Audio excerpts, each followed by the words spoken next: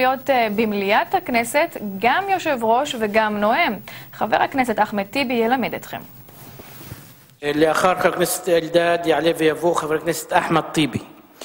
אבל היות חבר הכנסת אחמד טיבי מנהל את הישיבה ברגע זה, ואין סגן אחר שיחליף את חבר הכנסת אחמד טיבי, אז חבר הכנסת טיבי מבקש מהיושב ראש הנוכחי של הישיבה רשות באופן חריג להעלות את הצעתו מעל דוכן היושב ראש בשל העובדה שאין מי שיחליף אותו ברגע זה, ואני כיושב ראש הישיבה מאשר לחבר הכנסת טיבי להעלות את ההצעה מכאן.